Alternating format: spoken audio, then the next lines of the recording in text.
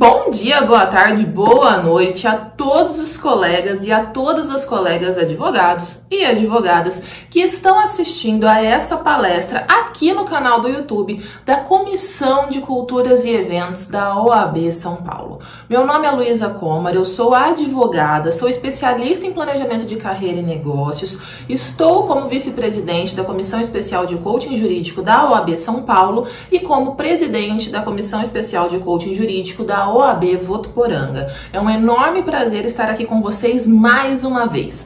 Da outra vez em que estive aqui tendo a honra de palestrar com vocês nesse espaço, nós falamos sobre planejamento e gestão do tempo. Aprendemos então sobre a importância de organizar a nossa agenda e de equilibrar a nossa vida pessoal e a nossa vida profissional. Hoje, mais uma vez convidada a estar aqui com vocês, agradeço esse convite, essa enorme honra. Vamos falar sobre planejamento do atendimento ao cliente. Por que isso é tão importante? Vamos começar entendendo então que o cliente é a pessoa mais importante do seu escritório, da sua advocacia. Afinal de contas, se você não tiver clientes, não tem por que ter a advocacia, ter o seu escritório, não é mesmo? Então, o cliente, ele é sempre o objetivo de toda a empresa. Por que eu estou falando empresa e troquei de escritório para empresa? Porque é muito importante quando a gente começa a falar de áreas de gestão, e o marketing é uma área de gestão do seu escritório, que você enxergue cada vez mais o seu escritório como uma empresa. Combinado? Então, algumas vezes falaremos como empresa, algumas vezes como escritório, mas eu estou falando aí da sua advocacia.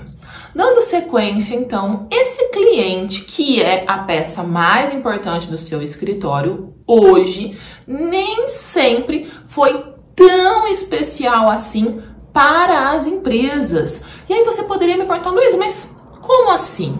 E aí a gente traz aí uma lei simples da economia, da oferta e da demanda. Quando a gente volta para o começo da Revolução Industrial e a gente vem caminhando até 1910, mais ou menos, certo? Nós temos aí um período que o que mais é importante, e eu digo 1910 porque foi quando a gente começou a estudar isso, certo? Mas esse movimento vai até 1960 em regra, e eu sempre vou falar em regra por quê? Porque esse movimento de importância e evolução da importância do cliente para o mercado é uma construção, e não é uma construção exatamente, certo? No mesmo momento em todo o mundo. Então, nós sempre vamos fazer essa análise global e também trazer aqui para a nossa advocacia no Brasil. Bom, dando sequência, então, o que a gente tem nesse primeiro momento são aquilo que a gente fala do foco, é o foco, na verdade, me desculpem, no produto, na oferta e não na demanda. Por que as empresas se preocupavam muito mais em ofertar do que entender exatamente o que o cliente queria? Porque a oferta era pequena, nós tínhamos poucas empresas, poucas indústrias, poucos advogados. E nós tínhamos uma demanda muito maior do que a oferta. Quando, certo? Nós temos, então, nesse sentido, que a oferta é pouca e a demanda é muito, quem está ofertando passa a ter mais poder. Por quê? Porque tem muita gente querendo, só que só tem eu fazendo, tem poucas pessoas fazendo. Então, nesse sentido, a gente podia se preocupar mais com quem ofertava e com o que se ofertava, e não necessariamente olhar com muita atenção para esse cliente, para esse consumidor. O tempo foi passando e aí a gente considera que essa mudança começa no pós-Segunda Guerra Mundial, em 45, ganhando aí muita força nos anos 60 e se solidificando nos anos 80, que é um olhar mais para o então consumidor agora. Essa demanda continua a aumentar, mas a oferta também começa a aumentar, a industrialização de outras partes do mundo. No caso ainda dos cursos de direito, mais cursos de direito começam a surgir e aos poucos a gente começa a entender que é importante tratar bem esse cliente. Mas ainda é algo que está sendo construído. A gente passa a entender a importância de olhar para esse cliente, mas esse cliente ainda não tem o poder absoluto que ele tem hoje, por exemplo.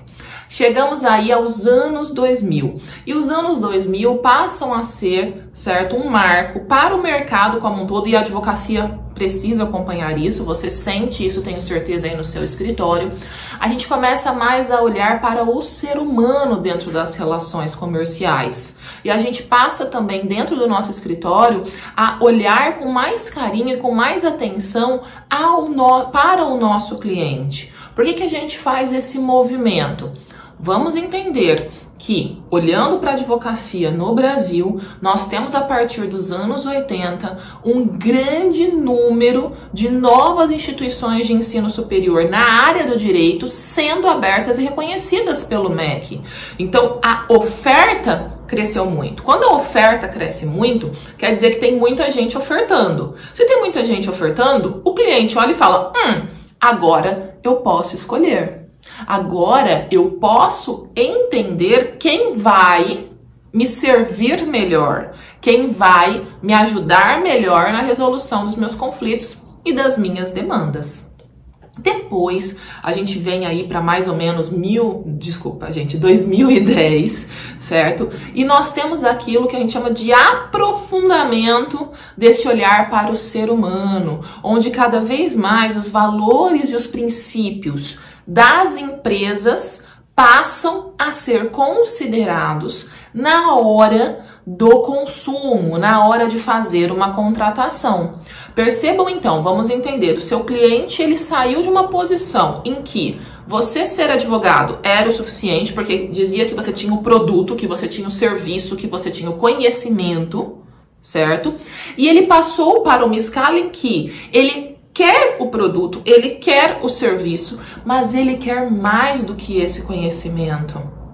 Ele quer ser atendido por um advogado, por uma advogada que pactua dos seus valores, dos seus princípios, que tem posicionamentos morais e ideológicos próximos ao dele. Nesse sentido, a gente fala que a gente saiu de um cenário no qual a gente ofertava produtos e serviços e a gente passa agora a ofertar experiências a esse cliente. Por isso que a nossa aula nesse momento sai de atendimento ao cliente e se torna experiência do cliente. Porque o que nós advogados precisamos entender é que o nosso escritório precisa, além da resolução dos conflitos e das demandas, além das soluções, sejam elas judiciais ou não, nós precisamos ofertar a esse cliente uma real e satisfatória experiência todas as vezes em que ele está em contato com o nosso escritório e com a nossa marca. A gente entender que pura e simplesmente, mas meu serviço é muito bom, eu tenho aí um grande reconhecimento no mercado por sentenças favoráveis. Isso é importante? É, mas o cliente busca cada vez mais, ele deseja cada vez mais um atendimento e uma experiência de excelência. Aí você poderia falar assim, Luiz, e como que eu faço isso? Como que eu trago isso? Algumas estratégias, e nós vamos falar sobre elas aqui, você precisa adotar. Em primeiro lugar, ter muita clareza de quem é o seu cliente, ter muita clareza da sua área de especialização. Por que a gente bate tanto nessa tecla da especialização, da clareza da sua proposta de valor, do que você de fato agrega ao seu cliente? Porque quando você entende com quem você está falando, e nós sabemos que um cliente de direito de família não tem o mesmo comportamento, as mesmas dores de um cliente de tributário, que não necessariamente, vai ter as mesmas dores de um cliente empresarial, porque pode ser somente uma fatia dessa dor que o tributarista vai cuidar, vai ajudar, vai auxiliar dentro de uma empresa. Então, quando a gente entende o que exatamente, qual é exatamente a nossa especialidade, como nós ajudamos o nosso cliente, a gente consegue entender melhor quem é esse cliente. E a partir daí você consegue criar uma experiência que vai ser uma experiência extremamente satisfatória, porque vai ser feita sob medida para aquele público-alvo. Isso é muito importante. E aí muitas pessoas poderiam falar assim, ai Lu, mas eu tenho tanto medo de me especializar, porque quando eu nichar, quando eu tiver um foco, e todos os clientes que estiverem fora desse foco, como que eu vou fazer com eles? Como que fica com eles? Eu tenho medo do meu escritório, entendeu? Não aguentar. Eu tenho medo das questões financeiras. Estamos vivendo um momento difícil. Calma. Aí a gente sai do planejamento de proposta de valor e até mesmo do planejamento de atendimento ao cliente e entra numa boa estratégia de marketing e também de gestão financeira, que são outras áreas importantes para que você administre dentro da sua empresa, que é o seu escritório de advocacia. Combinado? Então, esse é o primeiro passo. O segundo passo, então, depois que você já tem clareza de quem é esse seu cliente, do que você oferta, é realmente virar a chavinha de que é necessário superar expectativas, de que é necessário criar uma experiência para o cliente dentro do seu escritório. Isso é fundamental que seja feito. Você precisa entender que quando uma pessoa pensa em procurar um advogado, ela pressupõe que todos os advogados que ela vai procurar, com os quais ela vai desejar conversar, são bons tecnicamente. Você escolhe ir em um médico ou em um arquiteto que você acha ruim tecnicamente? Quando você já faz uma listagem para fazer uma consulta e depois de repente pegar uma segunda, terceira opinião, a gente sabe que a gente escolhe tecnicamente aqueles que a gente acha melhor. E quando a gente vai para uma consulta, quando a gente vai para uma reunião, a gente vai para ver se a gente gosta daquele profissional, se a gente se alinha com aquele profissional, se as nossas expectativas serão atendidas por aquele profissional. Então é por isso, novamente, bato nessa tecla de que só falar eu tenho conhecimento jurídico, eu tenho conhecimento técnico, não será suficiente. Já não é e vai ser cada vez menos. É aquilo, entre outras coisas, que a gente também vai chamar de soft skills, que são as habilidades comportamentais para que você possa, então, superar essas expectativas. Bom, terceiro ponto muito importante. Tenha responsabilidade. Tenha responsabilidade por aquilo que você combinou, por aquilo que de fato foi acordado, e tenha responsabilidade com todo esse trajeto do cliente, do processo dele dentro do seu escritório. E aí muitas pessoas podem falar, mas Luísa, eu tenho responsabilidade. Mas essa responsabilidade, ela pressupõe, que eu digo aqui para vocês, realmente um foco nessa ação. Uma certeza de que é necessário criar, inclusive, um procedimento de atendimento ao cliente. Você tem isso no seu escritório?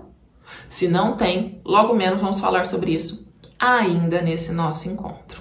Bom, um outro ponto que é muito importante e que muitas vezes diminuem, certo? A satisfação do seu cliente é uma comunicação honesta, é uma comunicação assertiva, é uma comunicação fácil e direta. Infelizmente, nós ainda temos uma reclamação por parte de muitos clientes do mercado jurídico de que os colegas advogados não dão feedback, não são solícitos. E aí eu pergunto, se essa é uma das principais críticas do seu cliente, do mercado, por que você ainda não instituiu, por exemplo, os relatórios? Por que você ainda não instituiu ligar para o seu cliente de acordo, certo, com a sua agenda, de acordo com o que você entende necessário, tantas vezes por mês, ou tantas vezes a cada 2 meses, dependendo da sua necessidade, para explicar como estão as coisas? Ai, mas é porque o processo não andou, não teve movimentação. Eu sei disso, você sabe disso, o seu cliente não tem obrigação de saber disso. Assim como quando você vai no médico, quando você vai no arquiteto, quando você vai no engenheiro, você quer que ele te explica tudo. Por que a casa não vai cair? Por que o procedimento médico vai ser de tal jeito? Você também precisa fazer isso com o seu cliente, porque lá somos leigos e aqui nós sabemos, mas o leigo é o nosso cliente. Então essa comunicação e se atentar ao que o cliente precisa ouvir, ao que vai trazer segurança para ele, é muito importante. Bom, não preciso nem dizer que nessa comunicação está não só o falar, mas o escutar, que quer dizer o quê? Entenda os feedbacks do seu cliente. Quando ele reclama de alguma coisa, quando ele fala que ele não gostou de alguma coisa, a nossa primeira reação como ser humano é se proteger, falar assim, isso daí não é comigo, entendeu? Nossa, que injusto, nossa, que errado. Tire essa reação instintiva de autopreservação que é natural e busque entender o que ele está falando. Por que ele está dizendo isso? Como que eu posso melhorar? Afinal de contas, pode ser que esse cliente esteja reclamando, mas quantos outros talvez já tenham tido a mesma impressão, porque você tem repetido esse tipo de comportamento, mas ninguém falou nada. Então é fundamental aqui que a gente tenha esse cuidado, que a gente tenha esse trabalho de escutar o nosso cliente. Por fim, mas não menos importante, lembre-se sempre de que essa experiência do cliente não pode deixar de envolver soluções. E soluções não só a jurídica, não só a judicial, mas soluções em tudo aquilo que seu cliente vai levando até você. Em todas aquelas demandas, preocupações, não se atenha somente, certo, à via judicial, não se atenha somente ao litígio. Nós, advogados, podemos levar muitas outras soluções para o nosso cliente. Soluções que podem ser mais viáveis, mais rápidas, mais baratas para o nosso cliente. Então, se atente a isso, as soluções. Seja um advogado, seja uma advogada que constrói soluções para os seus clientes. Mas nós falamos aí então sobre a importância de criar um roteiro para que o seu cliente tenha realmente uma experiência favorável. E aqui então nós vamos começar a elencar um passo a passo para que você pense aí no seu escritório se você está fazendo isso. O primeiro passo dessa experiência é você começar a entender por onde o cliente entra no seu escritório. Da onde esse cliente vem? Como que ele chega até você? Esse é um mapeamento que precisa ser feito. Um outro mapeamento que precisa ser feito é, uma vez que esse cliente chega, hoje ele chega por ligação, ele chega por e-mail, ele chega por WhatsApp, como que é o primeiro contato dele pedindo informações? Quem é a pessoa que recebe ele? Essa pessoa ela tem um prazo de quanto tempo para responder esse cliente e agendar uma consulta? Essa consulta, ela será com quem dentro do seu escritório? Pode ser que o escritório seja só você, então você que vai estar fazendo todos esses passos. Mas pode ser que o seu escritório tenha uma equipe, e aí você pode usar essa equipe para dividir essas atividades. Bom, o cliente veio, fez a consulta, agora eu vou enviar a proposta de honorários. Eu envio a proposta, inclusive eu envio depois ou eu já apresento na hora? Quando você apresenta a proposta, o cliente ele tem várias opções, por assim dizer. Na verdade, nós temos 3 principais que eu visualizo sempre aqui no escritório. O cliente pode recusar a proposta, o cliente pode não responder, sabe aquele cliente que some? Você enviou a proposta, ou então você conversou com ele, aí ele some, ou ele pode aceitar. O que recusou a proposta, ele recusou a proposta, terminou ali então a sua relação, seu atendimento com esse cliente, ao menos nesse momento. O cliente então que ele sumiu. Ele recebeu a proposta, seja depois de um número de dias que você propôs, que é o número fixo para o escritório estar enviando a proposta, ou então, certo, você enviou na hora, apresentou na hora, ele ficou de pensar e nunca mais. Nesse caso, é importante que você estabeleça, olha, dali 5 dias, dali 4 dias, eu estarei entrando em contato para ver se o cliente tem alguma dúvida quanto à proposta. Se ele responder com recusa, acabou. Se ele responder com aceite, estaremos indo para lá. Se ele continuar em silêncio, encerramos aqui também. Já fizemos esse movimento, certo? De tentar esclarecer dúvidas. Bom, vamos para o aceite, então. O cliente aceitou. Agora é hora de assinar de fato o contrato, trazer toda a documentação, minuto e tudo mais. Nesse caso, certo? Qual o prazo entre o aceite e toda essa questão de organização desse contrato com o cliente? Fizemos isso? Perfeito, demos um prazo, estabelecemos. Agora está tudo pronto. Você já pode dar início à ação dele. Qual é o prazo do seu escritório para fazer esse protocolo? Entendeu? Para protocolar essa petição inicial. Então, isso, se for uma petição inicial, né? Então, isso é muito importante, certo? Para que a gente entenda qual é, certo, o caminho do cliente. Aqui eu apresentei como se fosse realmente um caso no qual você vai começar a atuar e o seu cliente que está dando início à demanda. Mas a gente sabe que podem ser outras situações e inclusive pode ser algo que vai ser realizado no extrajudicial, pode ser ainda uma consultoria que você vai estar prestando para esse cliente.